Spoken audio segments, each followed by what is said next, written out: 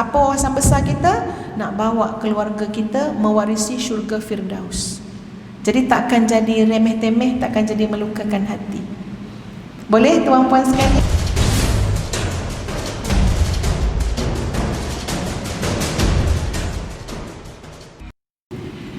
Bismillahirrahmanirrahim. Assalamualaikum warahmatullahi wabarakatuh.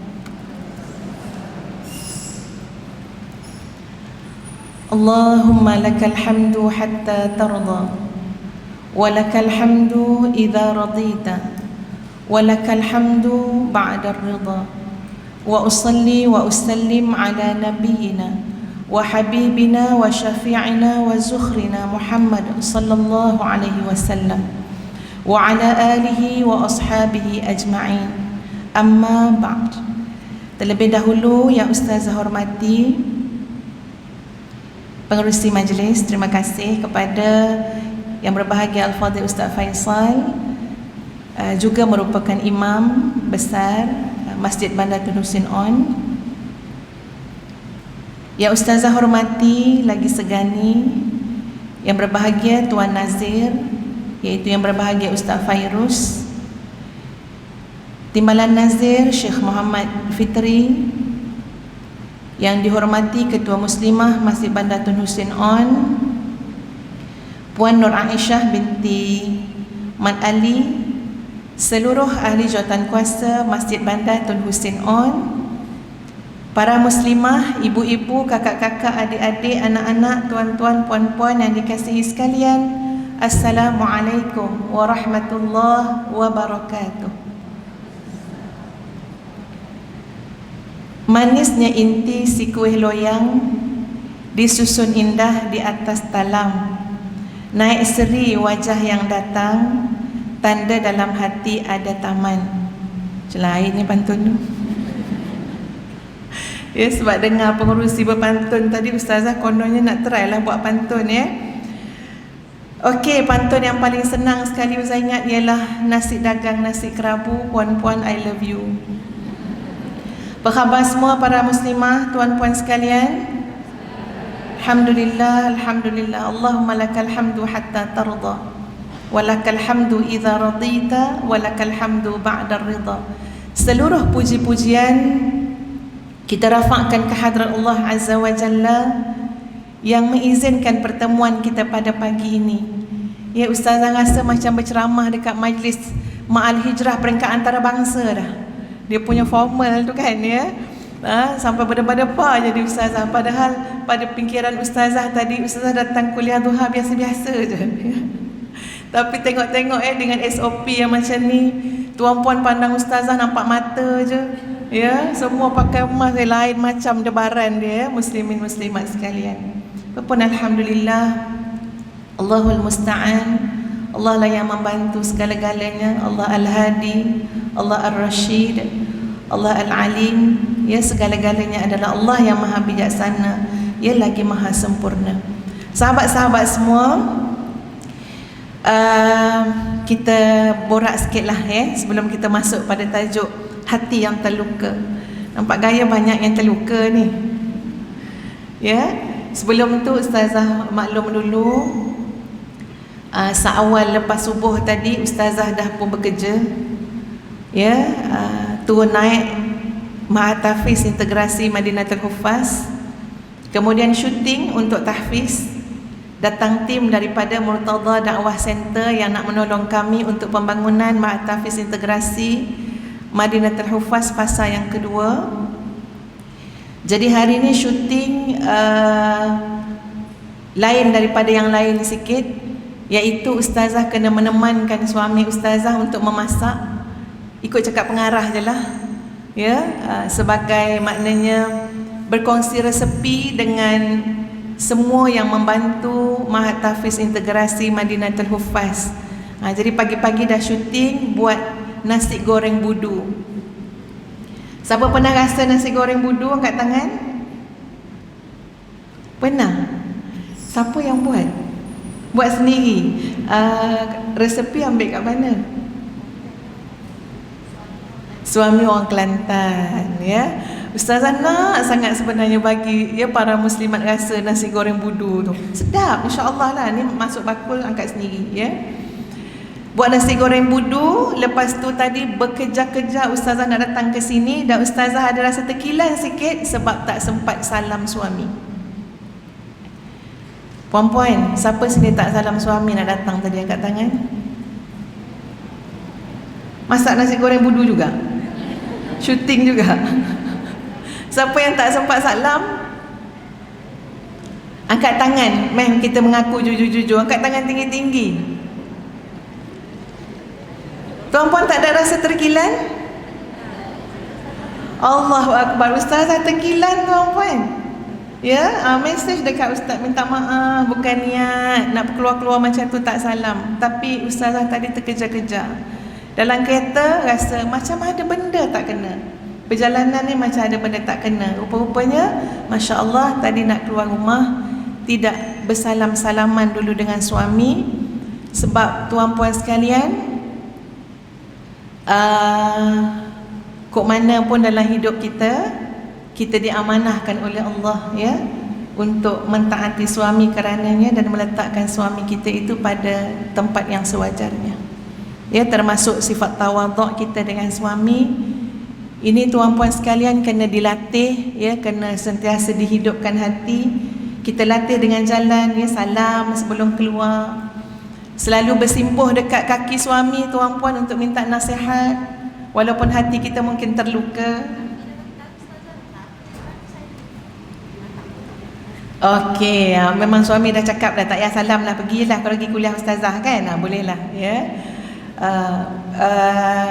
InsyaAllah kita sama-sama buat yang terbaik. Tak apa, itu cuma mukadimah ustazah. Kita akan masuk sahabat-sahabat kepada perbincangan kita pada pagi ini. Tajuk kita adalah hati yang terluka. Siapa yang tak pernah terluka, sila angkat tangan. Tak ada belakang-belakang ada, belakang tiang yang angkat tangan.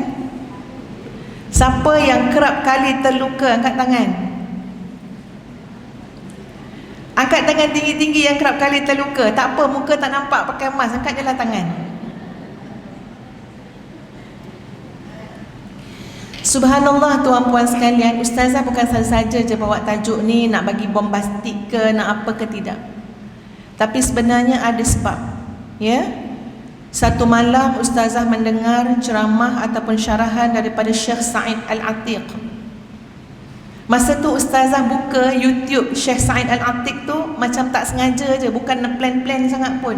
Sebab ustazah rasa macam payah pula mata ni nak tidur. Waktu tu dah pukul 11 lebih, dekat nak pukul 12 malam dah. Buka YouTube Syekh Said Al-Atiq, orang Arab tuan-puan sekalian.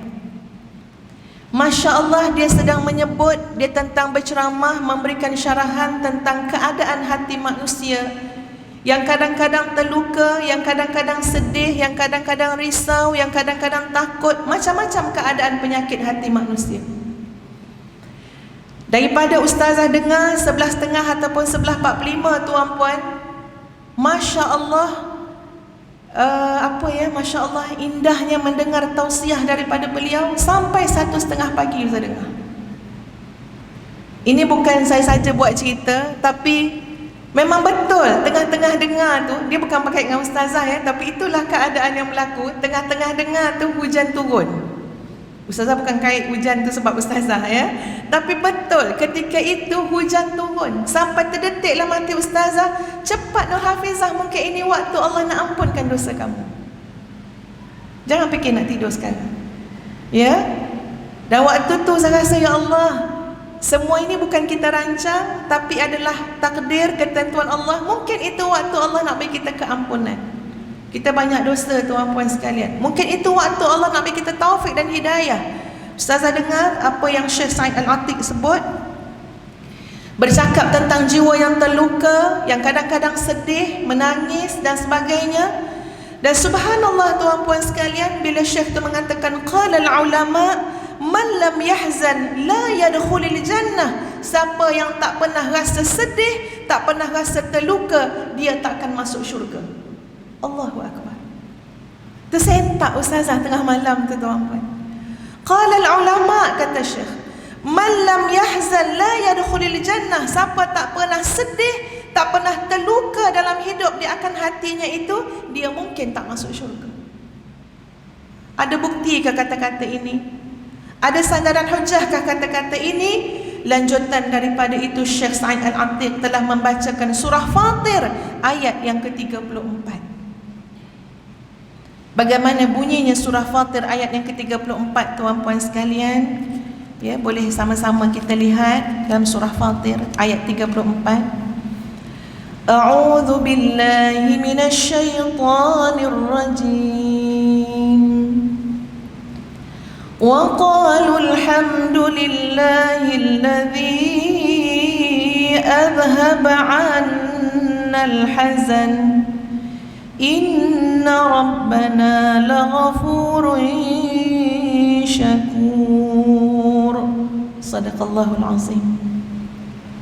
Ayat 34 surah Fatir menceritakan tentang orang-orang yang masuk syurga, orang-orang yang mewarisi jannatu adnin yadkhulunaha yuhallawna fiha min asawira min dhahabin wa lu'lu'a wa libasuhum fiha harir. Itu ayat 33 surah Fatir. Masuklah hamba-hamba Allah ini dalam syurga, tuan-puan sekalian. Apa yang penghuni syurga kata? Wa qalul hamdulillah, segala puji bagi Allah, alladzi adhhaba 'annal hazan, yang telah menghilangkan daripada jiwa kami rasa sedih. Maknanya, tuan-puan, masa dekat dunia ada rasa sedih tak? Ada rasa terluka tak? Ada. Ada rasa gelisah? Ada. Ada rasa tak sedap? Ada. Ada rasa kecewa sikit sebanyak? Ada. Semua itu adalah lumrah kehidupan manusia di atas muka bumi, sehingga saat manusia masuk dalam syurga memuji Allah, sebab dalam syurga tidak ada lagi kesedihan, tidak ada lagi terluka, tidak ada lagi sakit hati, tidak ada lagi kecewa seperti mana yang mungkin kita pernah rasa semasa kita hidup di dunia. Sentak ustazah, tuan-puan, Masya Allah. Rupa-rupanya terlukanya hati kita dalam dunia ni pun adalah jalan untuk kita masuk syurga. Subhanallah. Tuan-tuan dan puan-puan sekalian, dan lagi sekali ustazah jadi, ya, masa mendengar ceramah Syekh Sa'id Al-Atiq tu, bila dia sebut dalam bahasa Arab, ustazah tulis maksud dia. Dia tanya kepada kita semua, kepada para pendengar lah, ya, dalam ceramah beliau, dia bertanya, kenapa hati kalian terluka? Kenapa hati kalian terluka? Masya Allah, banyaknya kelukaan dalam hati, ya tuan-puan. Ada isteri yang terluka hati sampai memilih jalan, maknanya okeylah tinggalkan suami dengan anak-anak. Ada suami yang terluka hati, pilih jalan tinggalkan isteri dengan anak-anak. Ada mak ayah yang terluka hati dengan anak, dah tak nak peduli, dah biarlah, dia kata lantaklah budak. Betul tak tuan-puan? Terlampau banyak kelukaan, terlampau banyak kesakitan. Ustazah selalu berikan kaunseling kepada suami isteri, pasangan suami isteri, dan ustazah dapat melihat wajah-wajah yang sebenarnya dalam hati mereka ada kelukaan yang sangat dalam, luka sangat. Kadang-kadang tercedera kerana perkataan yang tidak dijaga. Kadang-kadang tercedera sebab apa? Sikap pasangan ataupun keluarga. Tapi soalan daripada Syekh Sa'id Al-Atiq, dia bertanya, kenapa hati kalian terluka? Siapa nak tolong jawab? Angkat tangan, ustazah bagi peluang dia jawab. Kalau sama jawapan dengan apa yang ada ustazah catat ni tuan-puan sekalian, yang ustazah dengar daripada Syekh tadi, insya-Allah ustazah bagi hadiah. Okey, silakan. Berdebar ustazah, siapa tak beritahu hadiah dia apa?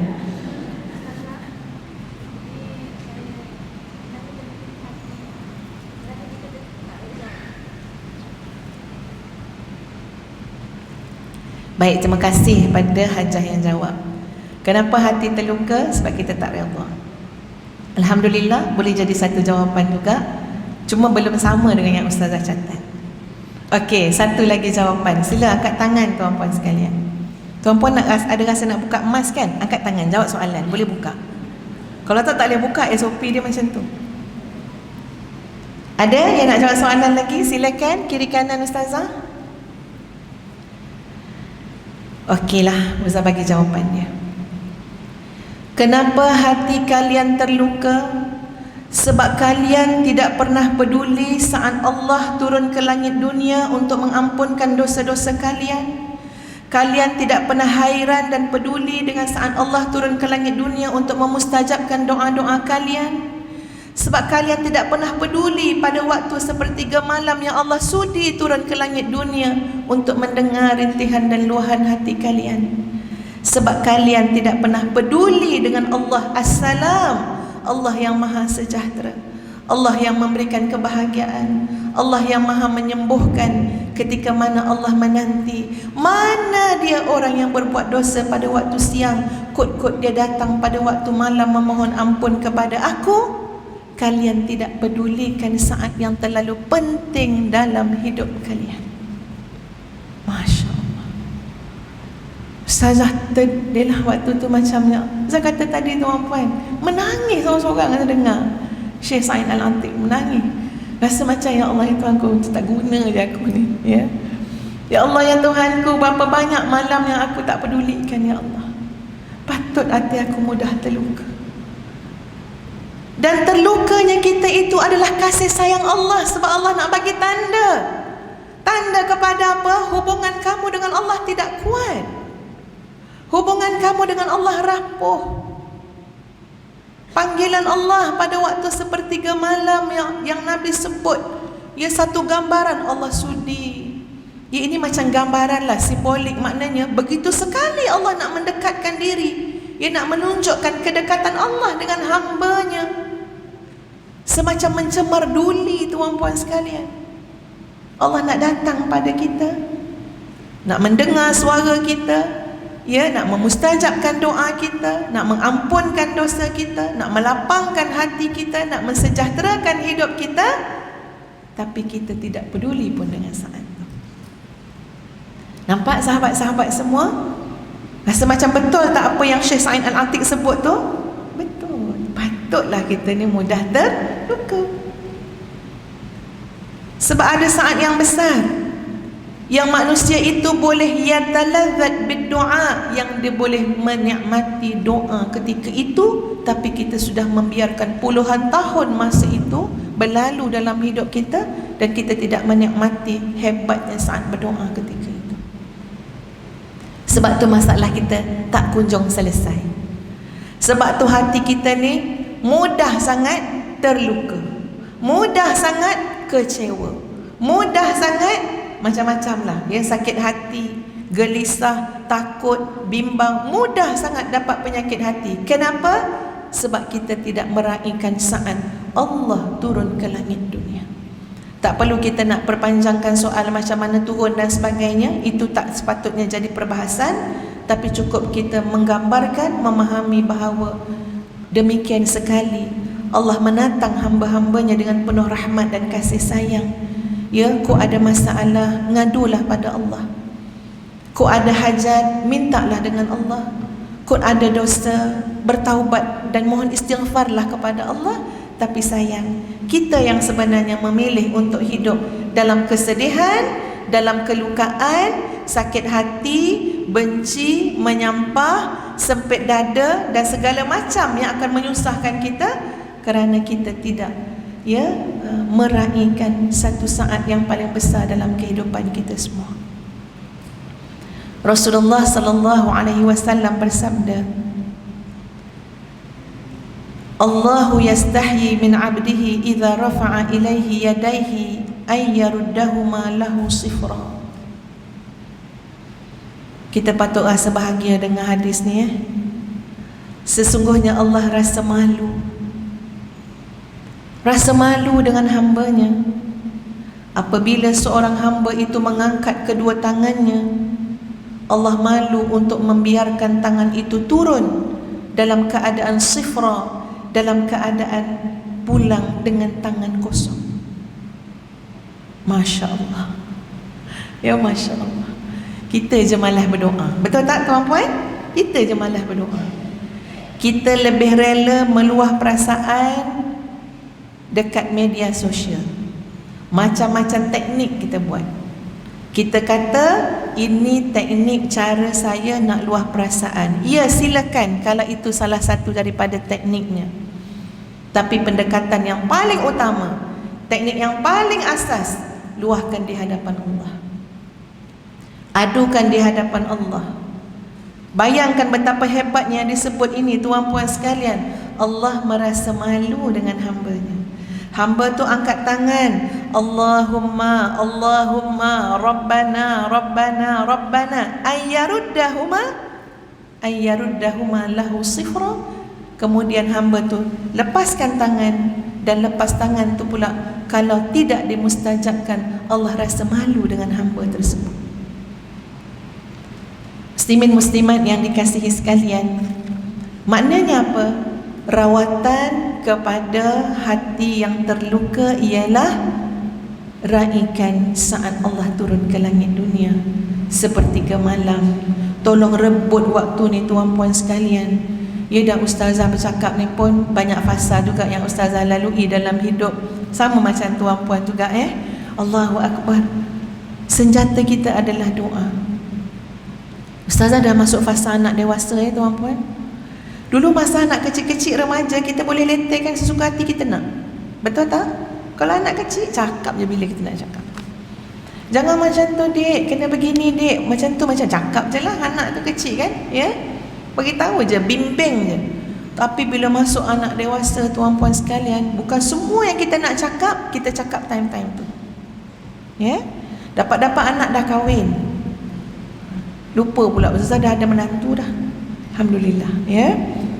Dapat-dapat anak dah dewasa tuan-puan sekalian, ya Allah ya Tuhan. Allah yang Maha mengetahui dalam hati ni betul ada kerisauan sebagai mak. Tapi kita tak boleh nak campur sangat urusan anak-anak yang dah dewasa ni macam dulu dia remaja. Dulu ustazah cakap dengan orang masa ustazah ceramah kan, ceramah ataupun orang tanya, ustazah, macam nak buat ustazah anak menantu apa semua. Masa ustazah jawab, ustazah belum ada menantu. Kan, masa jawab tu anak masih kecil-kecil. Mungkin ketika ustazah menjawab, ustazah belum menghayati fasa itu. Tapi bila dah lalui tuan-puan, Masya Allah, dengan anak dewasa, lagi kita kena hikmah. Lagi kena hikmah. Lagi kena cermat. Sehingga ustazah temui tuan-puan sekalian, hikmah tu di mana? Dalam doa kita. Dalam doa. Doa sungguh-sungguh, wahai Allah, kau pasti sangat malu ya Allah kalau aku turun tangan ini dan kau tidak bagi apa yang aku minta. Seperti mana yang aku faham daripada hadis Nabi SAW. Maka tolonglah ya Allah, berikan taufik dan hidayah kepada anak menantuku. Dah tambah dah menantu pula. Besok berikanlah taufik dan hidayah kepada anak menantu dan cucu-cucuku. Tolong ya Allah. Jadi Masya Allah tuan-puan sekalian, maknanya apa? Berlapang dada je. Kalau ada terluka-terluka tu normal, biasa. Ya, subhanallah, bahkan terlukanya hati kita, kecewa, sakit hati, semua tu insya Allah boleh jadi kebaikan kepada kita kalau itu membawa kita untuk meraihkan saat sepertiga malam yang disebut dalam hadis ketika mana Allah turun ke langit dunia. Boleh muslimin muslimat? InsyaAllah rawat hati kita yang terluka dengan apa yang telah ustazah sebutkan tadi. Yang kedua, ustazah sekarang ini sedang menjelaskan rawatan-rawatan kepada hati yang terluka. Okey? Yang kedua, apa rawatan kepada hati yang terluka? Rawatlah dengan sabar dan solat. Rawatlah dengan sabar dan solat. Ada seorang syekh, dia sebut begini, dia kata, yusalli ala hawahu i'lam anna hayatahu mutadhabdhibah.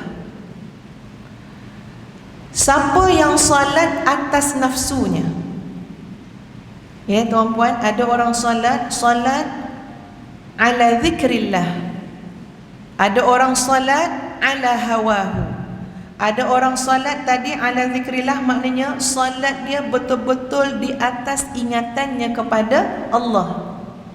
Daripada Allahu Akbar, daripada ambil wuduk, daripada niat, ya betul-betul tawajuh hati dia kepada Allah.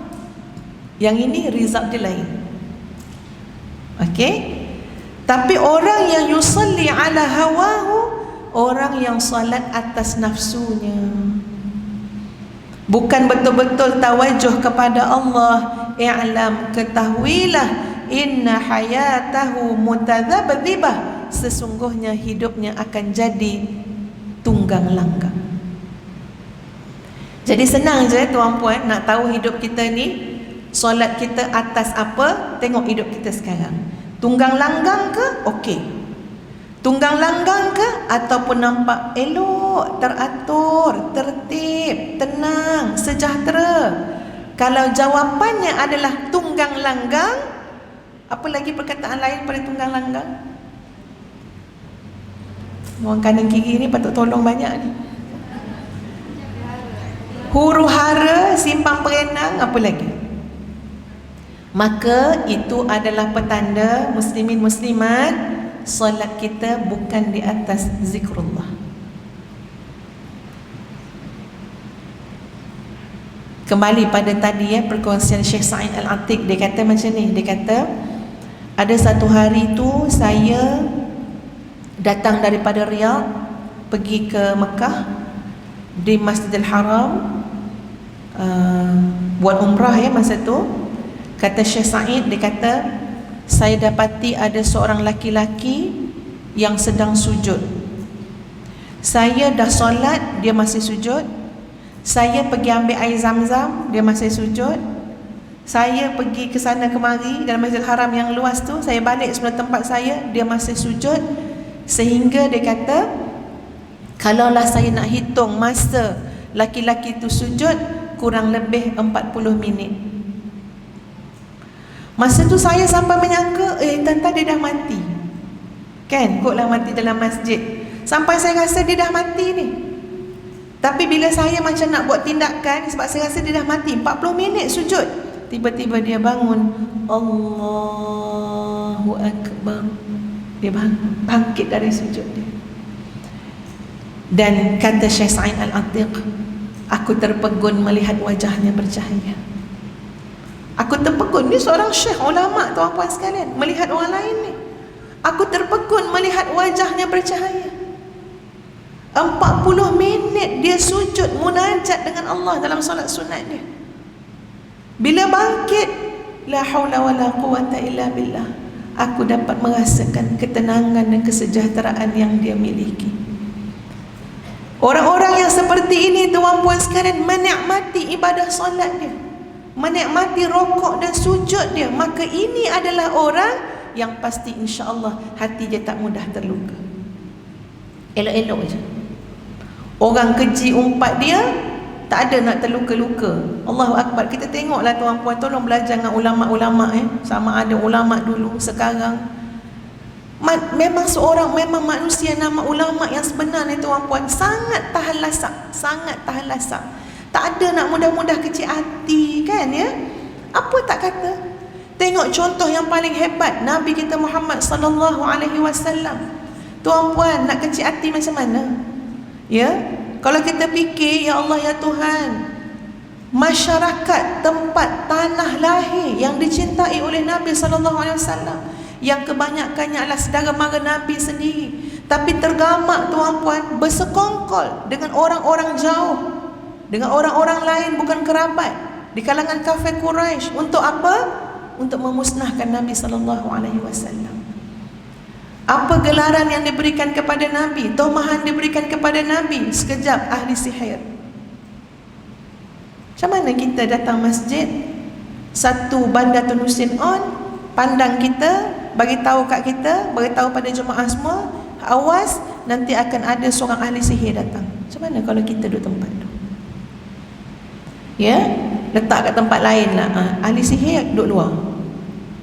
Macam mana guys? Nabi disebut sebagai ahli sihir. Nabi yang cintakan kedamaian, Nabi yang penuh kasih sayang, ya, Nabi yang Masya Allah berkorban untuk umat, tapi dikatakan sebagai apa? Ini punca pemecah belah masyarakat.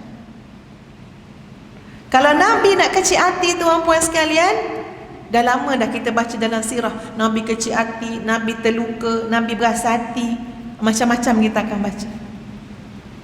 Subhanallah, tuan-puan sekalian, Allah uji para Nabi, para Rasul. Tengok macam mana Nabi Musa alaihi salam, ya, macam mana rasa kalau nak kecil hati, nak terluka hati, dijaga oleh maknanya yang apa ni, yang memusuhi Nabi Musa, yang nak membunuh Nabi Musa. Segala misionerinya adalah siapa?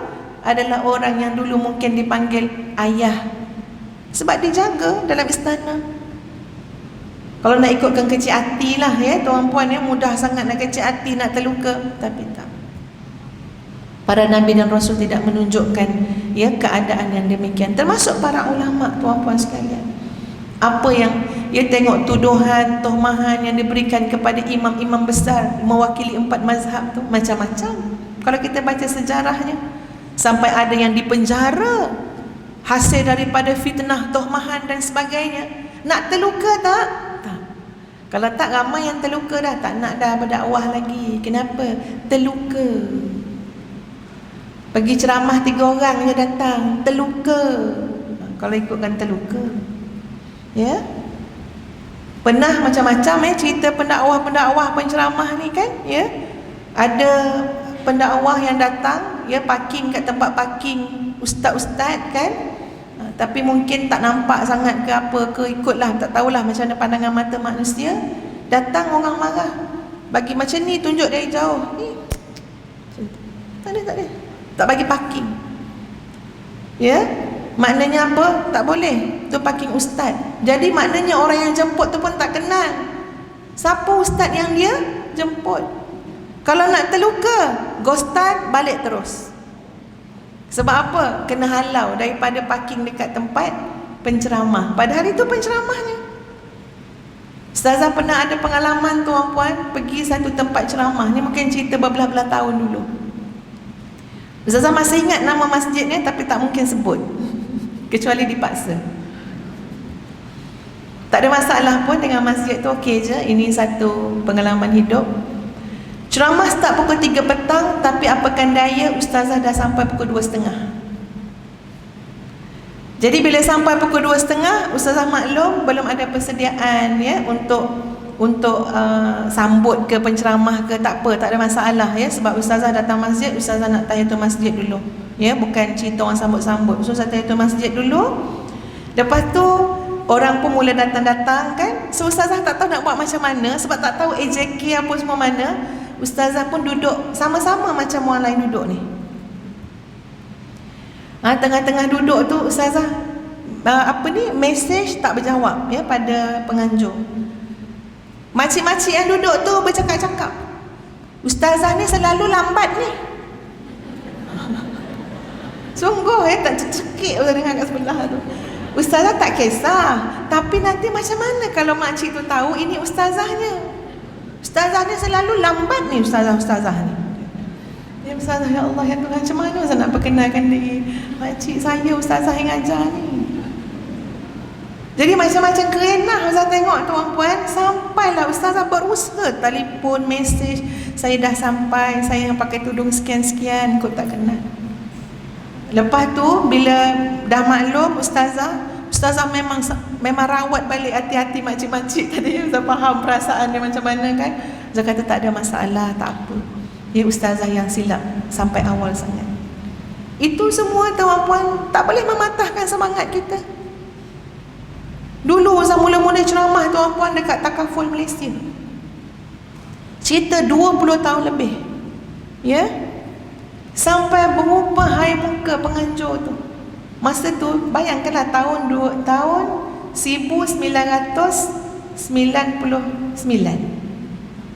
Lama dah kan, ya, ataupun tahun 2000 mungkin. Lama sangat dah. Bukan macam sekarang, ya, kesedaran masyarakat kepada program-program kuliah agama. Daripada jam 12.45 sampai 1 suku tunggu orang, tuan-puan. Ustazah nunggu je. dengan pregnantnya masa tu. Datang AJK tu, berubah air muka dia, saya faham, bergenang air mata. Minta maaf Kak Cik, dia panggil Kak Cik, minta maaf Kak Cik, saya dah cakap dah dengan muslimat ni gini. Kak Cik sampai saya kata, tak apalah, namanya Gaya. Tak apa Gaya, kita berdua pun okey. Kita berdua pun okey Gaya. Lepas tu datanglah 2-3 orang lagi. Itu ustazah mulakan ceramah tuan-puan tahun 1999. Ya. Lepas tu okeylah, minggu depan tu naik lagi 10 orang, naik lagi 15 orang. Dalam masa yang sama kita tenangkan ahli jawatankuasa. Bila kita nak jadi pelopor ni, kita memang kena tabah. Tak apa, ustazah tak kecil hati pun tak apa. Kita nak mulakan. Tuan-puan sekalian, hati jangan mudah terluka. Sama juga kita dengan suami, dengan anak-anak, tolonglah berjiwa besar. Berjiwa besar. Kita belajar ni tuan-puan, yang kita bercakap ni daripada pengalaman hidup kan. Dah pernah dah jadi manja-manja kredit tu kan, ya. Sikit-sikit mengajuk, dah lah, habis dah zaman tu. Habis dah zaman tu, tak nak mengajuk lah, kerja banyak. Betul tak tuan-puan? Tak usah nak terluka lah, ya. Ustazah kaedahnya senang je. Hati tu kalau cepat sangat terguris, terluka, sebenarnya memang hati tu ada penyakit. Allah nak bagi signal je. Sebab kalau hati tu mantap tuan-puan sekalian, hati tu akidahnya mantap, hati tu bersih, dibersihkan selalu melalui proses tazkiyatun nafsi, hati tu mudah, hati tu tak mudah terguris, hati tu okey-okey je. Itu keyakinan ustazah lah tuan-puan. Sebab ustazah selalu rasa kadang-kadang kecil hati, kadang-kadang terguris. Nampak sangat apa dia? Kamu ni mungkin dah kurang tazkiyatun nafsi, dah kurang bersihkan hati. Sebab dalam keadaan tuan-puan, cuba bayang macam ni, katalah, ini kita cakap jujur-jujur, katalah masalah kita dengan suami, kecil hati dengan suami tak begitulah, suami beginilah kan. Tapi bagi hati yang mantap tuan-puan sekalian, ketika mana hati kita mantap, kita bukan terguris, kita bukan terluka, bahkan apa? Bahkan kita rasa macam diberikan hikmah oleh Allah untuk melihat. Lihat, saksikan dengan hati kamu, rasakan dengan jiwa kamu betapa yang maha sempurna adalah Allah. Bahkan suami yang telah mengikrarkan kasih sayangnya kepada kamu, bahkan isteri yang mengatakan cintanya kepada kamu, ini kalau untuk suami kan, bahkan semua orang yang berusaha untuk menyenangkan hati kamu, tapi ketahuilah bahawa mereka adalah manusia yang lemah. Kita tak marah pada orang yang menyakitkan kita tuan-tuan. Sebab apa? Sebab jadi jalan, dia jadi wasilah untuk kita melihat keagungan dan kesempurnaan Allah. Maha suci Engkau ya Allah yang tidak pernah mengecewakan aku. Maha suci Engkau ya Allah yang tidak pernah mendukacitakan aku. Maha suci Engkau ya Allah yang tidak pernah menzalimiku. Akulah yang telah menzalimi diriku sendiri, meletakkan hatiku kepada makhluk, dan sekarang aku kecewa. Aku yang zalim pada diri sendiri, meletakkan habis segala-galanya pada manusia, dan sekarang aku terluka. Terima kasih ya Allah, dengan jalan ini Engkau menunjukkan kepada aku. Sekarang beralih hati kita, jiwa kita, biar menghadap kepada Allah yang maha sempurna. Terluka tak tuan-puan? Tak ada. Bahkan cuma rasa kasihan lah kalau ada orang melukakan hati kita tu, kesian. Ya, doa supaya Allah berikan keampunan dan Allah islah sajalah ya keadaan kita dan dia dengan lebih baik. Muslimin muslimat yang dikasihi sekalian, yang kedua yang telah ustazah sebut tadi adalah rawatlah masalah hati kita, kelukaan hati kita dengan sabar dan salat. Alangkah indahnya masa kita baca Al-Fatihah, kita sebut iyyaka na'budu wa iyyaka nasta'in. Tuan-puan, saya nak tanya, tuan-puan boleh tolong jawab juga. Macam mana cara tuan-puan untuk bangun tahajud? Kunci jam ke? Yang berlaku dalam hidup selama ni, ya? Macam mana kadang-kadang cara Allah menggerakkan tuan-puan tahajud? Kunci jam lagi? Okey, kita cakap dengan hati kan, dia nak bangun pukul berapa? Lagi tuan-puan? Tepuk bantal, Masya Allah ya. Tepuk bantal. Ada cakap apa-apa tak kat bantal tu? Okey ya, tepuk bantal. Lepas tu cakap nak bangun pukul berapa. Okey, lagi macam-macam masa belajar dengan Muslimat Bandar Tu Hussein On ni. Lagi yang kat belakang sana.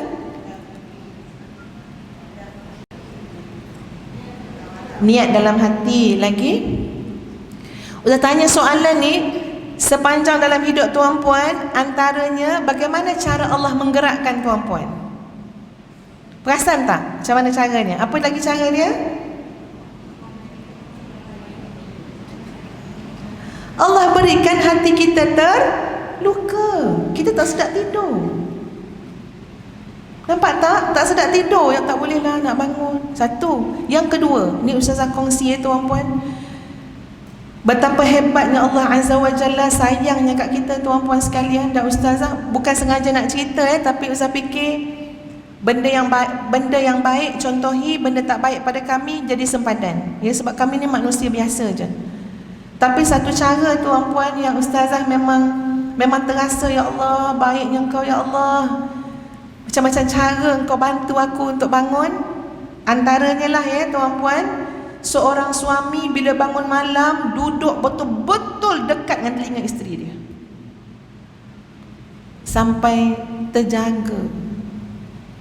Ya, bentang sejadah tu dekat. Nanti dah bangun isteri baru lagi tempat lain.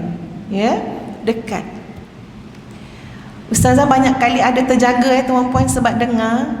Dan bila kita dengar suami kita baca Iyyaka na'budu wa iyyaka nasta'in, dan suara dia sebab-sebab, ustazahnya tidur. Dalam hati tu ada sebut amin ya Allah, Allahumma ighfir lana, Allahumma ighfir lana, tapi tak bangun lagi. Ini cerita betul ya tuan-puan. Allahumma ighfir lana je ustaz terdaya nak baca tapi tak bangun sebab terdengar. Allah gerakkan kita dengan wasilah itu. Suami kita baca iyyaka na'budu wa iyyaka nasta'in, tak boleh bangun lagi. Tukar lagi. Ini kebiasaan yang berlaku ya tuan-puan. Tukar lagi. Apa dia? Baca surah Ar-Rahman pula. Fabi'ayyi ala'i rabbikuma tukazziban. Masuk kat telinga kita ni. Ya? Dalam hati ni tak terdaya nak bangun ni tuan. Penat.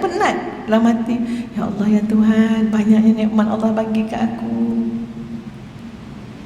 Sampai akhirnya bertukar surah Qaf.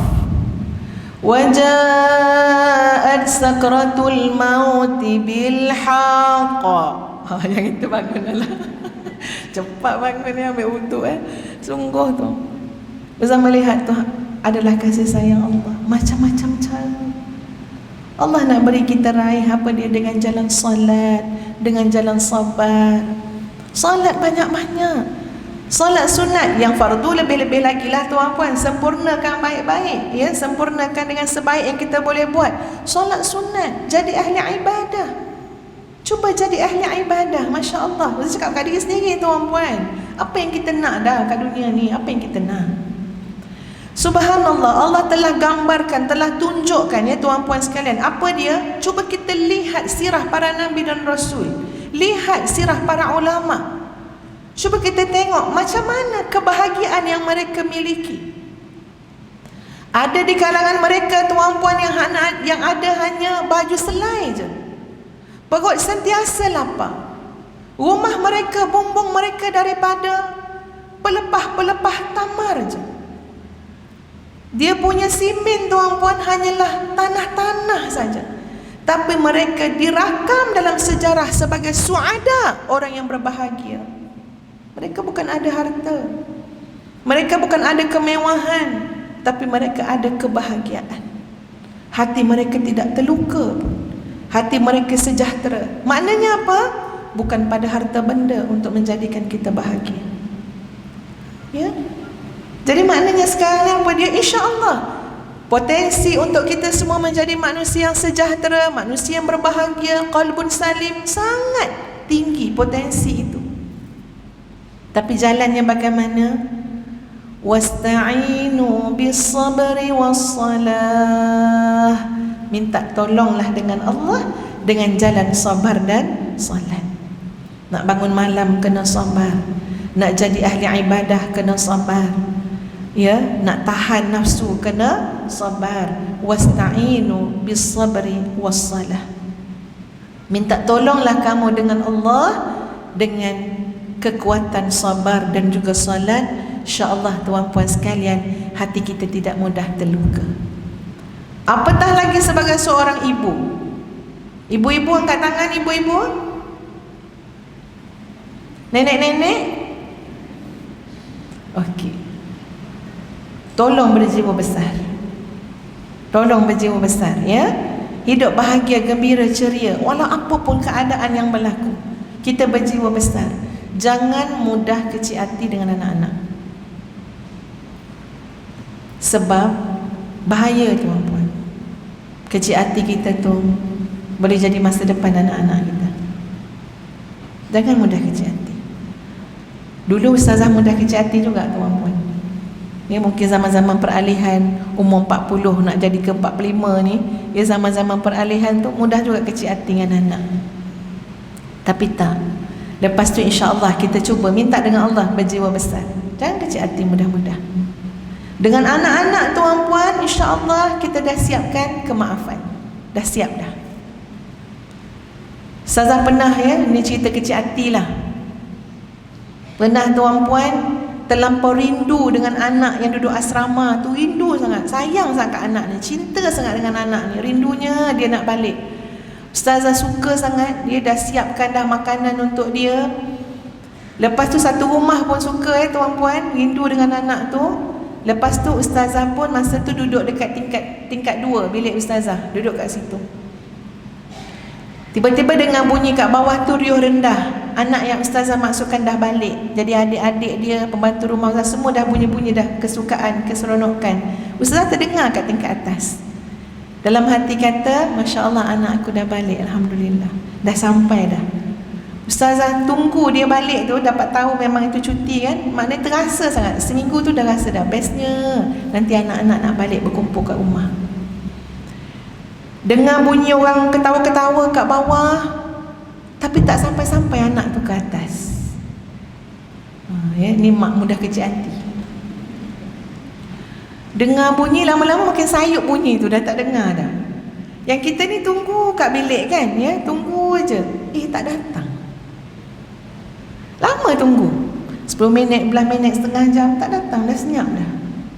Ketika tu ustazah terfikir benda lain. Dia terfikir macam mana ustazah dengan mak masa dulu-dulu, ya. Bahkan ketika itu juga, masa sekarang pun kita dengan mak macam mana.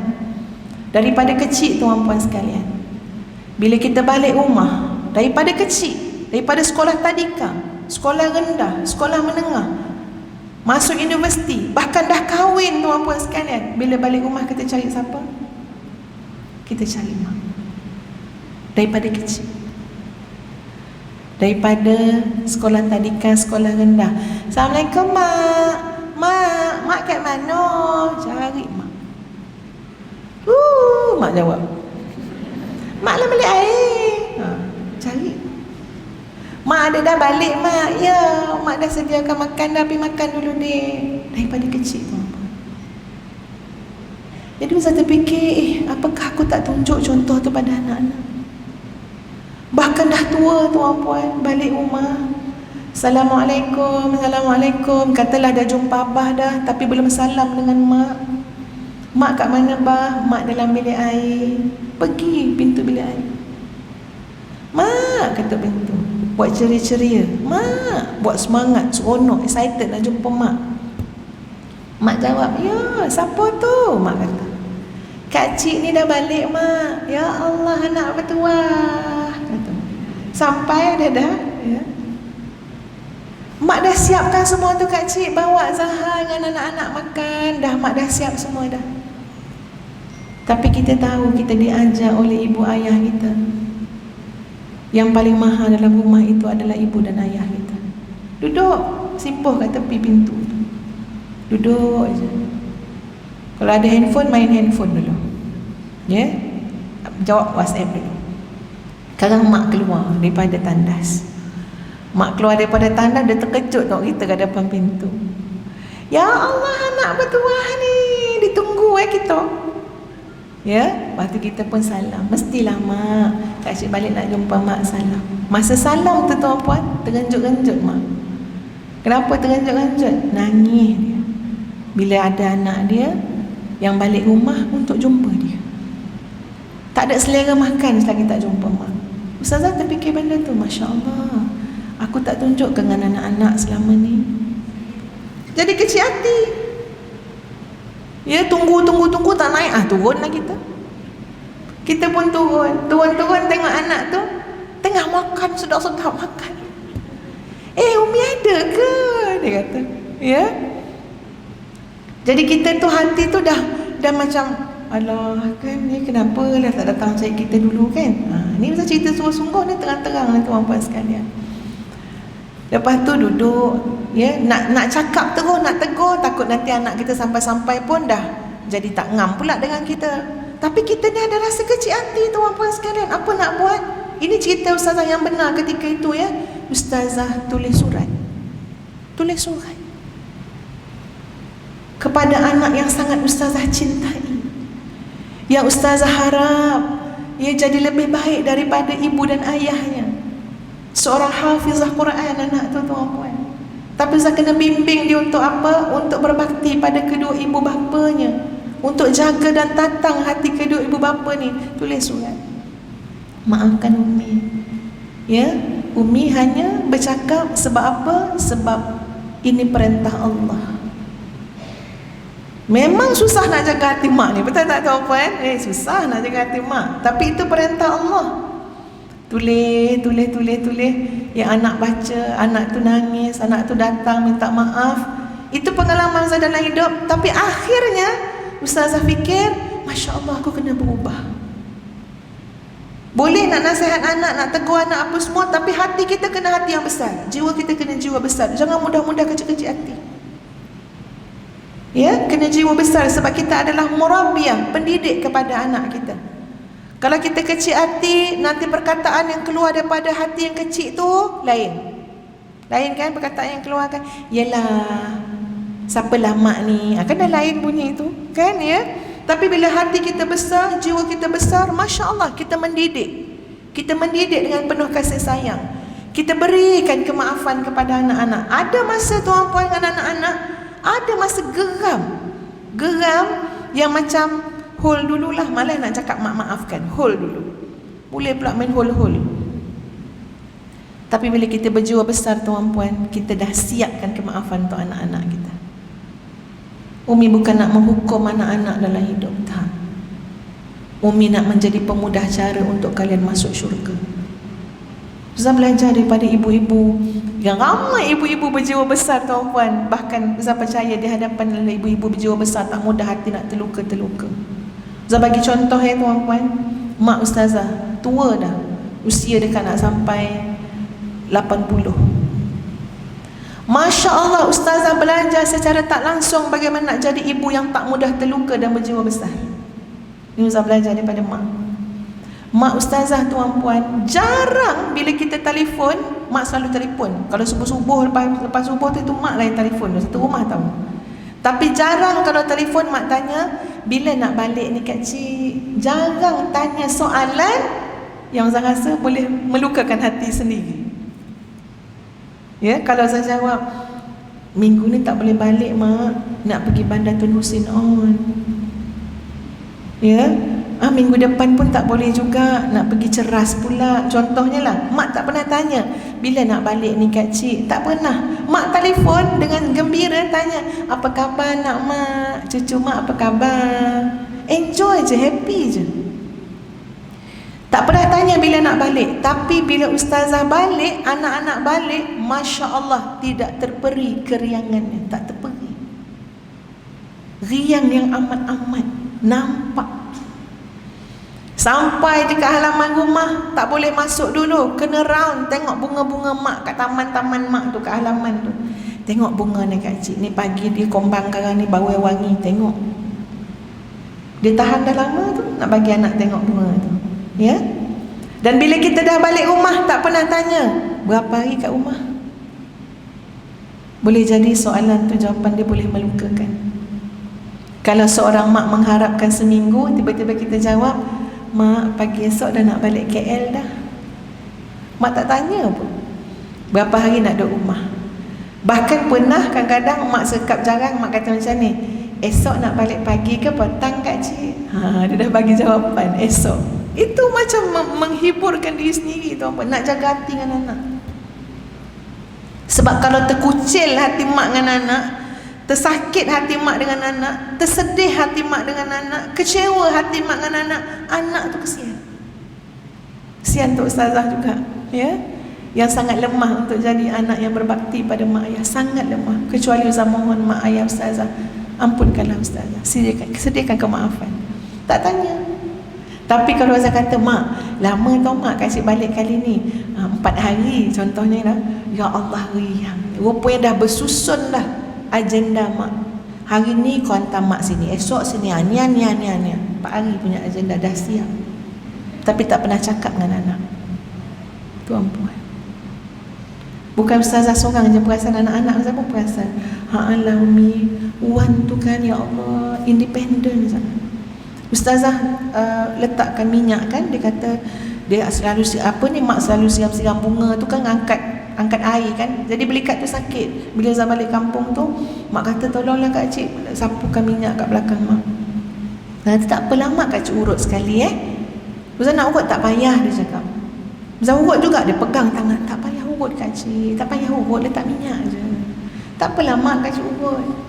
Tak payah kak cik, mak tak nak menyusahkan anak. Kalau badan mak ni dibiasakan urut, nanti dia nak diurut sentiasa. Anak-anak mak berkojo. Ustazah dengar, Ustazah peluk mak Ustazah, Allah itu teruknya aku ni kan, ya. Mak tu jaga sampai tahap tu tuan-puan, tak nak biasakan badan diurut, cukup letak minyak je. Sebab apa? Nanti badan tu nak macam tu, anak-anak tak ada. Ya, mak saya duduk kat Jempol, saya duduk kat Kuala Lumpur. Sampai tahap tu tak nak bagi rasa apa, jangan sampaikan beras hati dengan anak. Ya, tak ada anak balik ngurut kaki, ngurut badan. Sampai tahap tu, Masya Allah. Saya sedang belajar jadi ibu yang lebih baik tuan-puan, berjiwa besar. Dalam berjiwa besar, pendidikan yang kita bagi itu akan lebih menyentuh, akan lebih berkesan. Kalau kita mudah terluka, mudah kecil hati, nanti kita akan banyak dipengaruhi dengan perkataan-perkataan yang lebih menjurus kepada perbalahan dan perpecahan daripada penyatuan. Tengok macam mana kalau suami kecil hati dengan isteri, isteri kecil hati dengan suami.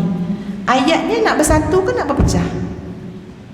Selalunya berpecah. Ya, selalunya jadi lebih berbeza. Tapi bila seorang suami dengan tawaduknya, ya, dengan kasih sayangnya, tidaklah mudah berkecil hati dengan isterinya, bahkan menyediakan kemaafan, bahkan tahu bahawa isterinya perlu dididik, ya, perlu disantuni. Masya Allah, ustazah fikir itu jauh lebih baik kesannya daripada merajuk kecil hati. Ya, lepas tu mulalah keluar perkataan-perkataan yang menyebut kadang-kadang ialah ingat senang ke nak masuk syurga, ya, ciri-ciri ahli neraka. Boleh nak sebut itu, dalam kaedah disebut at-targhib wat-tarhib, ya. At-targhib ni maknanya kita berikan galakan-galakan berupa syurga, semualah yang sedap didengarlah, ya, nikmat-nikmat. Kalau at-tarhib tu yang menakutkan, yang menggerunkan. Tapi wallahualam, bagi ustazah dalam mendidik anak, dalam mendidik isteri, dalam mendidik kekeluargaan, boleh sekali-sekala at-tarhib tu, tapi jangan jadi sentiasa di bibir. Ya, kalau seorang suami selalu cakap, ingat ya, itu apa ni, ingat orang perempuan ramai dalam neraka ya. Tuan-puan boleh lalui tak proses pendidikan yang sentiasa sebut neraka, neraka, neraka? Sesekali memang perlu, tapi selalu saya rasa si isteri boleh memberontak dari segi psikologi dia. Sesekali boleh, kena, mesti, tapi bukan itu jadi satu-satunya jalan kita. Dengan anak-anak sama juga. Baru anak kita buat salah, kita dah sebut, jadi anak derhaka ke? Tolong ya tuan-puan, jangan sebut dulu yang itu ya. Itu ustazah rasa yang itu boleh jadi peringatan pada waktu yang semuanya tenteram. Contoh bagi usrah lepas solat maghrib. Okey, abah nak bagi usrah ni, nak bagi tazkirah sikit. Tajuk dia apa? Tajuk dia jalan membebaskan daripada neraka. Itu macam sesuai. Tapi masa anak kita, ya, mungkin tengah konfrontasi ke apa, masa tu kita sebut nak jadi anak derhaka ke? Nak masuk neraka ke? Saya rasa kena diperhalusi balik, ya, pendekatan tu. Sebab apa tuan-puan sekalian? Yalah, kita rasa macam yang keluar perkataan tu pun sebab kadang-kadang sebab kita kecil hati, sebab kita terluka, ya. Tapi kalau mak ayah bimbing anak-anak, bimbing, jangan cakap dulu perkataan derhaka apa semua tu, nanti ada masa yang sesuai. Ustazah pernah tuan-puan dalam satu training pelatihan, saya ingat lagi, dekat satu hotel ke apartment ni dekat Genting Highland. Tak naik sampai atas, kat bawah tu je, dekat dengan Hotel Sri Malaysia tu, buat satu program. Tengah Ustaz bercakap pasal hubungan, ya, keberkatan hidup dengan mak ayah. Tiba-tiba satu orang peserta umur 40 lebih, perempuan, histeria menjerit-jerit, lepas tu kejang. Ingatkan kau genting tu ada berantu, ya. Ingatkan kau benda-benda makhluk halus ke apa, Ustaz dah suspend juga. Lepas tu Ustaz datang apa semua, bacakan ruqyah apa semua kan. Dia dah macam okey sikit, ya, bagi minum air semua. Lepas tu bercakap, kenapa ya? Kok tak nampak benda-benda ke? Dia menangis lagi, dia beritahu, sebenarnya saya dengan mak saya dibesarkan dengan perkataan-perkataan celaan oleh mak saya. Dan dia dah menyimpan dalam hati tu lama sangat. Tiba-tiba ustazah pergi cakap tentang kaitan hidup kita ni dengan mak ayah. Dia tak boleh terima dah apa yang ustazah cakap tu. Dia dah menanggung terlalu banyak kat dalam ni, berasa hati dengan mak dia, tak pernah terluah. Dia histeria sampai kejang. Masya Allah, sampai peluk dia, urut dia. Masya Allah. Tak apa, kita cakap slow-slow apa masalah dia. Dia beritahu mak saya, ya, sentiasa burukkan saya. Tak ada benda yang baik yang saya buat. Panggilan mak pada saya, cara pandang mak pada saya, semuanya seolah-olah macam saya ni bukan anak mak. Dia cerita. Ya, tuan-tuan dan puan-puan sekalian, perlunya kita menjadi ibu, menjadi isteri, menjadi suami, menjadi seorang murabbi yang berjiwa besar. Tak nak terluka. Ada satu poin yang penting untuk kita sama-sama tengok. Nabi SAW pernah dalam Al-Quran disebut dalam kalamullah, Nabi berasa hati, Nabi sedih. Kalau nak kata terluka pun bolehlah agaknya, ya. Nabi pernah berasa hati sangat, sedih sangat, pedih sangat, disebut dalam Quran, ya. Contoh dalam surah Asy-Syu'ara ada sekali disebut, dalam satu lagi dalam surah Al-Kahfi. Ustazah cuba ambil dalam surah Al-Kahfi dulu, ya, tuan-puan sekalian. Dalam surah Al-Kahfi,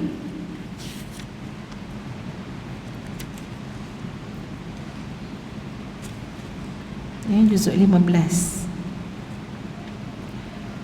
A'udzubillahi minasyaitonir rajim. Fala'allaka bakhi'un nafsaka 'ala atharihim illam yu'minu bihadzal hadithi asafa. Itu dalam surah Al-Kahfi. Perkataan bakhi'un, fala'allaka bakhi'un nafsaka. Dalam surah Asy-Syu'ara pun ada juga bakhi'un ala nafsik. Maksud dia apa? Boleh jadi kamu, wahai Muhammad sallallahu alaihi wasallam, sampai membinasakan diri kamu kerana terluka, sampai membinasakan diri kamu kerana sedih yang amat-amat pedih yang ditanggung oleh nafsak, jiwa kamu. Ada Al-Quran sebut, fala'allaka bakhi'un nafsak, boleh jadi kamu mencederakan diri, memudaratkan diri, membinasakan diri. Bahkan kita boleh tengok dalam tafsir menyebut boleh jadi kamu bunuh diri. Bayangkan tahap tu, tuan-tuan. Kenapa Nabi pedih sangat? Kenapa Nabi sedih sangat? Kerana manusia yang mengatakan kepada Allah apa yang dusta dan palsu. Itu memang sangat menyedihkan jiwa Nabi sallallahu alaihi wasallam. Apabila ada manusia yang mengatakan perkara yang dusta tentang Allah. Apa dia perkara dusta dan batil tu? Mengatakan Allah itu ada anak dan diperanakkan. Ya?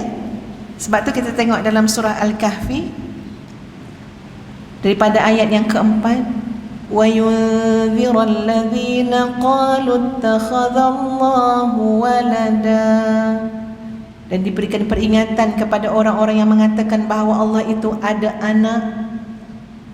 Ya? Jadi tohmahan-tohmahan kepada Allah, kebatilan yang disebutkan kepada Allah itu ditanggung oleh Nabi. Fala'allaka bakhi'un nafsak, boleh jadi sampai kamu membinasakan diri kamu sendiri kerana manusia tidak beriman, bahkan mengatakan kepada Allah sesuatu yang tidak benar. Kalau kita tengok surah Al-Kahfi tuan-puan, ada kesinambungan dengan surah Al-Isra sebelum tu.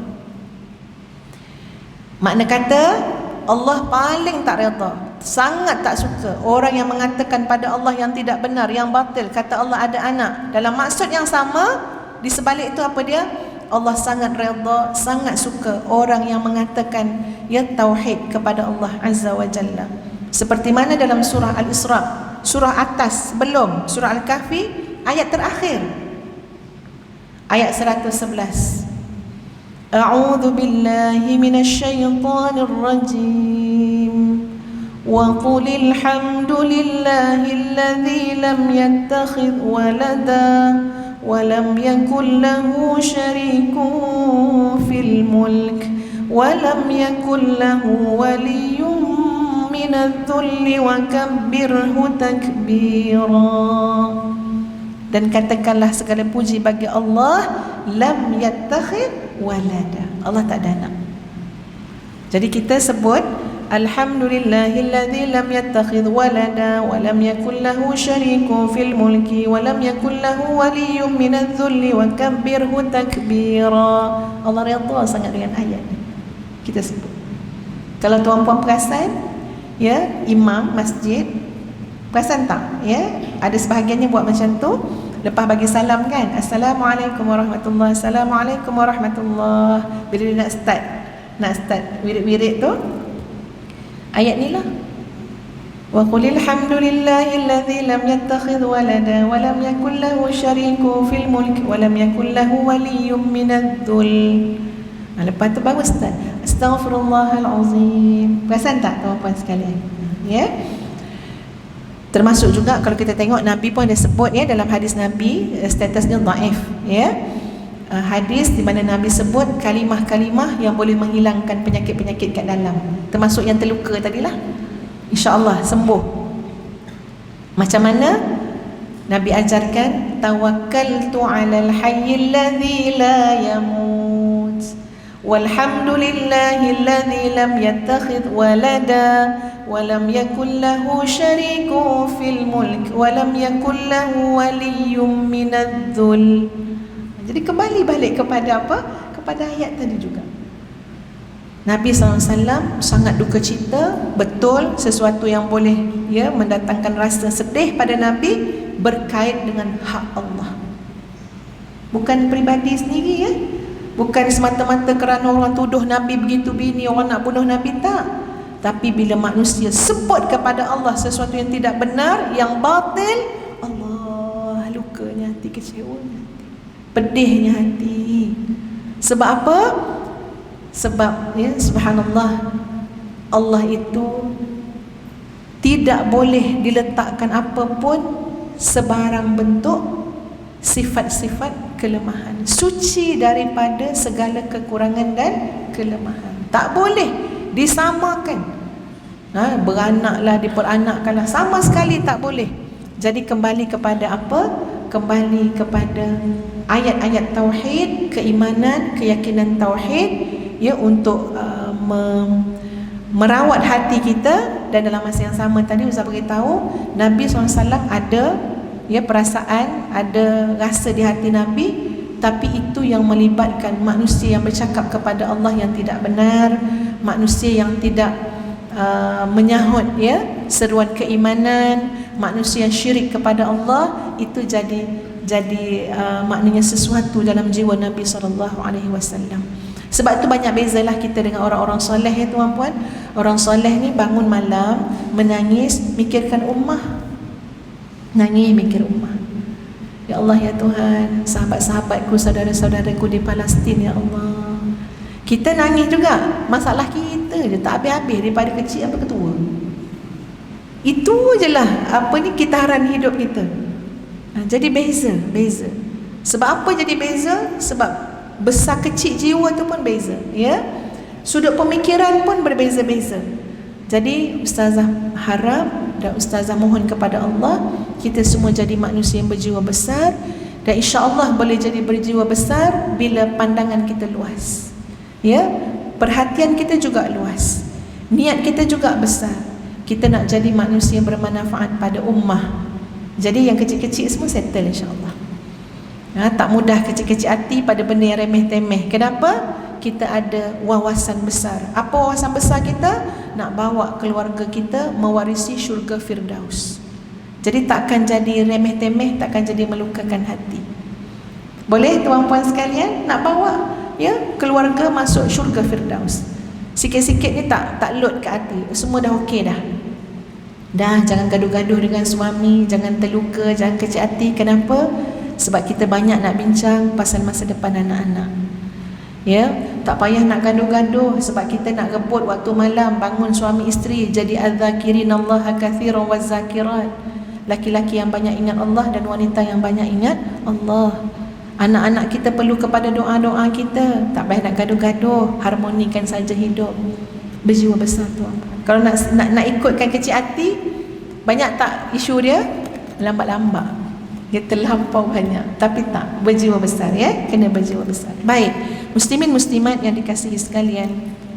Yang ketiga, rawatlah hati yang terluka dengan mengambil hikmah. Rawatlah hati yang terluka dengan mengambil hikmah. Dan ustazah nak membawa kepada surah Al-Anbiya ayat 87.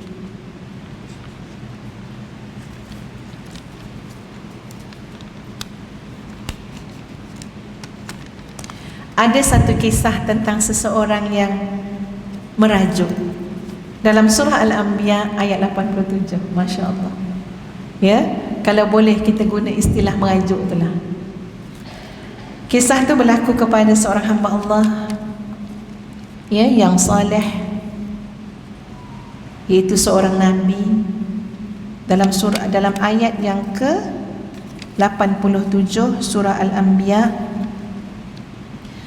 A'udzu billahi minasy syaithanir rajim.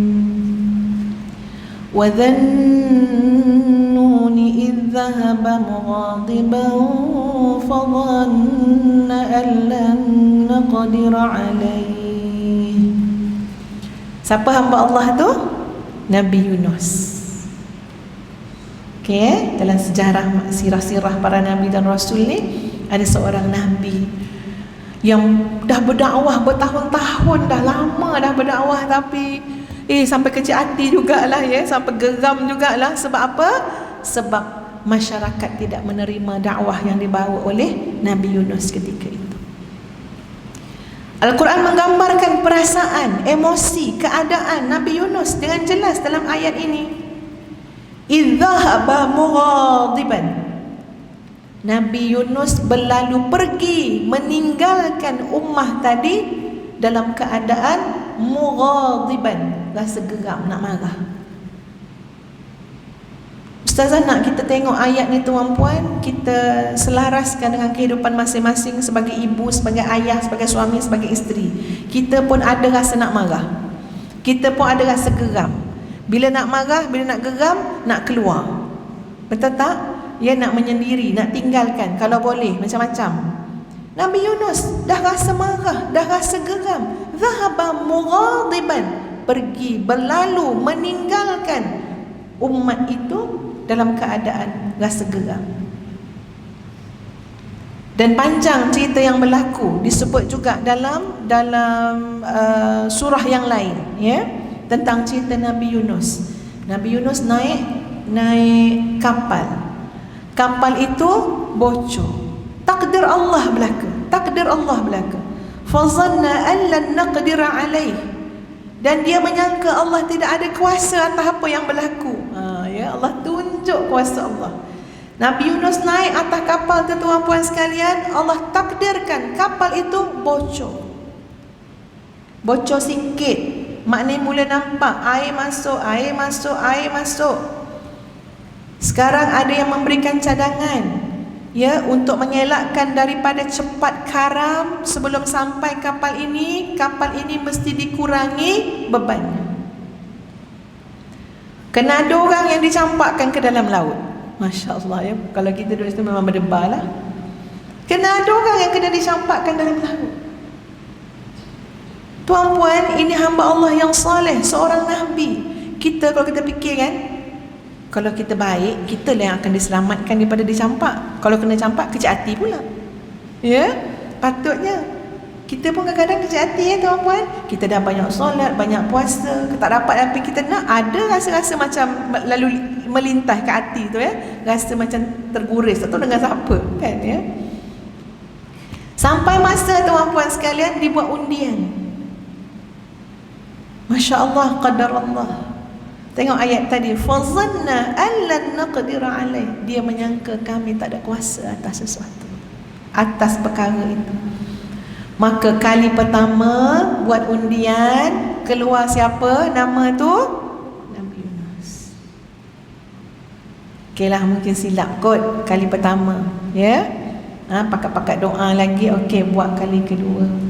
Keluar juga nama Nabi Yunus. Masya-Allah. Qaddarallah. Ketentuan Allah. Kes apa ni? Kes pergi mengajuk tadi. Sehingga akhirnya memang terbukti memang nama Nabi Yunus jatuh pada undian, lalu terpaksa dicampakkan ke dalam lautan dalam. Allahu Akbar. Selalunya yang mengajuk-mengajuk ni makin bertimpa-timpa, bukan makin senang, tuan-puan, ya. Jadi sebab tu kena berjiwa besar. Kita ambil iktibar daripada cerita ni. Terlalu hebat cerita Nabi Yunus ni, ya. Kemudian Allah takdirkan Nabi Yunus tidak mati lemas, ya. Allah takdirkan datang ikan, ya, dan selamat Nabi Yunus dalam perut ikan. Tak ada dimakan dah ikan dia, tak ada potong kaki ke apa, tak ada, ya. Kita faham-fahamlah ikan, ya. Dalam perut ikan, dalam 3 kegelapan. Kegelapan apa? Kegelapan perut ikan, kegelapan malam, kegelapan lautan dalam. Masya Allah. Semua tu gelap-gelap, gelemak, gelap yang aman. Untuk kita berfikir, tuan-puan, ambil hikmah apa dia? Susah-susah kita pun mungkin belum lagi setaraf dengan 3 kegelapan. Betul tak, tuan-puan? Ya, apa masalah kita pun mungkin belum setaraf dengan 3 kegelapan.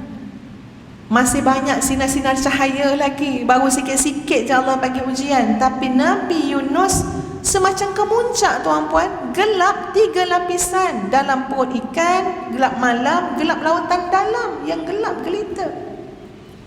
Tapi Allah mendatangkan hikmah yang besar, bahawa di sana ada jalan keselamatan. Kita selalu cari solusi, tuan-puan, ya. Cari apa-apa masalah itu ini, cari solusi. Alhamdulillah, carilah. Ya, memang banyak pendekatan ilmu semua boleh cari. Tapi jangan lupa yang paling utama yang Allah dah cakap dalam Quran. Apa dia? Fanada fi zulumat. Maka dia telah menyeru Allah, telah memanggil Allah dalam kegelapan-kegelapan itu, yang tidak ada manusia dengar seruan tersebut. Terpekik terlolong, siapa nak dengar? Dalam perut ikan, dalam lautan dalam, dalam malam yang gelap, siapa dengar? Mustahil ada manusia yang dengar. Suara apa sangatlah yang keluar, tuan-puan sekalian. Tapi subhanallah, Allah yang maha mendengar. Fanada fi zulumat. Allah sebut dalam kalam Allah, Nabi Yunus telah menyeru Allah, memanggil Allah dalam kegelapan. Apa yang telah diseru, apa yang telah diperaku, apa yang telah dilafaz, apa yang telah disebut oleh Nabi Yunus? Allah ilaha illa anta subhanaka inni kuntu minadh dhalimin.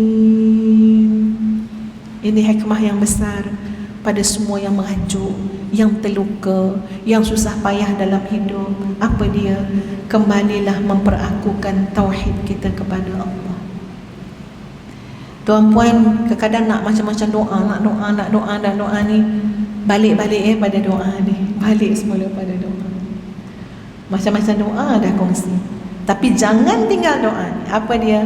La ilaha illa anta subhanak inni kuntu minadh dhalimin. Inilah doa dia. Inilah rawatan kepada hati yang terluka. Okey? Tak susah pun.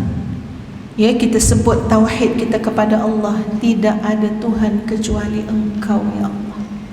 Dan tengok ya, macam mana sirah ucapan tu. Bukan la ilaha illa hu. Kalau la ilaha illa hu, huwa tu itu dhamir lil ghaib.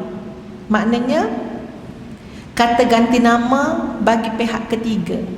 Ya. Tapi bila sebut la ilaha illa anta, tidak ada Tuhan kecuali Engkau, ya Allah, itu macam kita memperakukan di hadapan Allah langsung. Ya, itu kata ganti nama lil mukhatib. Maknanya yang kita lawan bercakap, kita bawa bercakap, kita bawa bermunajat kita dengan Allah. La ilaha illa anta subhanak. Tengok, memang cakap langsung dengan Allah. Maha suci Engkau. Ini adapun aku kuntu minaz zalimin, adalah orang yang telah menzalimi diriku sendiri. Jadi yang ketiga, sahabat semua, rawatan hati yang terluka adalah dengan mengambil hikmah. Kita akan dapat ilmu, dapat hikmah, belajar daripada jalan tadabbur ayat-ayat Al-Quran. Cari ilmu. Ya, kita perhalusi, fahami hadis Nabi SAW, sunnah Nabi SAW. Semua itu adalah rawatan kepada penyakit-penyakit di dalam hati kita masing-masing. Ustazah sangat berharap tuan-puan sekalian agar semua yang hadir, ya, sama ada mendengar secara langsung ataupun tidak langsung, benar-benar menjadi manusia yang berbahagia di dunia dan di akhirat. Ya, untuk kita merealisasikan amanah kita sebagai hamba Allah, sebagai ibu, sebagai guru, sebagai isteri, sebagai suami, kita kena ada jiwa yang bahagia, jiwa yang besar, yang tahan lasak, tuan-puan sekalian, tahan uji, ya, tahan uji. Jangan mudah apa? Yalah, mudah tadilah, ya, mudah merajuk, mudah kecil hati. Jangan, kena jiwa besar. Sebab kita ada tugas dan tanggungjawab yang besar. Kalau kita lihat pada ayat tadi, ya, nanti boleh balik rumah, boleh tadabbur, ya, ayat Al-Anbiya 87. Pada ayat 88 Allah sebut, A'udzubillahi minasyaitonirrajim, fastajabna lahu wa najjaynahu minal gham wa kadzalika nunjil mu'minin. Maka kami mustajabkan dan kami selamatkan daripada gham, daripada kesusahan, kesukaran, kesedihan semua. Dan demikianlah kami menyelamatkan orang-orang yang beriman. Jadi sahabat-sahabat muslimin muslimat yang dikasihi sekalian, ya, mudah-mudahan semua ini kita ambil perhatian, menjadi rawatan untuk hati-hati yang sedang terluka. Baliklah ke rumah kita semua dalam keadaan berbahagia, dalam keadaan berjiwa besar, beriman dengan Allah, yakin dengan Allah. Ingat selalu, jangan mengajuk-ajuk. Ya, mengajuk ni sekarang ibarat masuk dalam zulumat. Ya, jadi pandai-pandai mengimbangi sikap kita dalam hidup, ya, kematangan kita dalam hidup, insya-Allah. Muslimin muslimat, ustazah beri kesempatan kalau ada 2 soalan, silakan, ya, sebelum kita akhiri. Ada soalan boleh angkat tangan.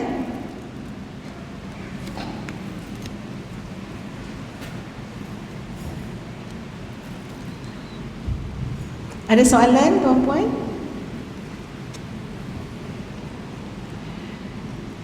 Okey, Ustazah mencelah sekejap. Dalam ceramah Syekh Sa'id Al-Atiq dia sebut macam ni. Kenapa kamu tidak dapat kebahagiaan? Ya, kenapa yang ada dalam hati kamu adalah kekecewaan? Sebab ketika kamu solat, hati kamu tidak menuju Allah. Lalu beliau buat satu perumpamaan. Ya, bagus perumpamaan dia. Ibarat seorang yang memakai kain ihram. Pakai kain ihram dan dia talbiyah. Labbaik Allahumma labbaik, labbaik la syarika laka labbaik. Tapi beli tiket kapal terbang pergi New Zealand. Okey? Turun dekat airport New Zealand, pakai ihram. Labbaik Allahumma labbaik, labbaik Allahumma labbaik. Agak-agak kita kata apa orang tu? Salah arah ni. Ya, salah beli tiket ni. Salah tuju ni. Orang tengok pakai ihram pun orang tahu kamu ni nak menuju Allah kan? Kamu ni patut pergi Baitullahil Haram. Kamu ni patut buat umrah. Kamu ni patut pergi haji. Orang kata apa? Mungkin tak makan ubat, mungkin sakit ni. Demikian kita bertelekong tuan-puan, kita bentang sejadah, kita macam dah ngadap kiblat. Semua orang kata kita nak solat. Betul? Tapi tidak, tujuan hati kita bukan kepada Allah. Jauh melencong. Sebab itu tidak bahagia. Sebab itu benda kecil-kecil pun melukakan, mengecewakan. Padahal itu semua adalah ujian untuk ketahanan je. Ketahanan, biar mantap, biar matang. Sebab apa? Sebab semua orang menyangka kita solat. Kalau tengok cara tu, macam orang pakai ihram tadi, kalau tengok cara pakai ihram, ada tak kata pergi tempat lain? Tak ada, di Mekah ni mana pula?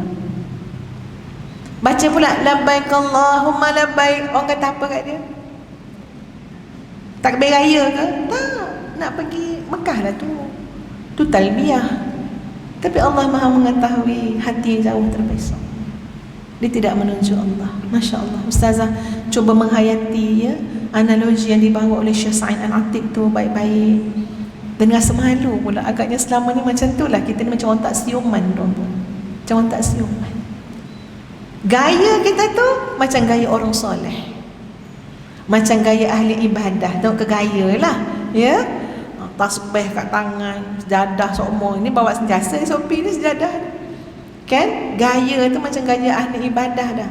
Tapi Allah Maha mengetahui tiket kita ke lain, niat kita ke lain. Jadi mudah-mudahan tuan-tuan dan puan-puan sekalian, ya sama-sama kita koreksi diri, perbaiki diri insya-Allah, dan kembali kepada kita nilai kebahagiaan as-sa'adah fid darain, kebahagiaan di dunia dan akhirat itu. Ya, jadi Ustazah kira tak ada soalan ya tuan-puan semua. Ke dah lapar ni.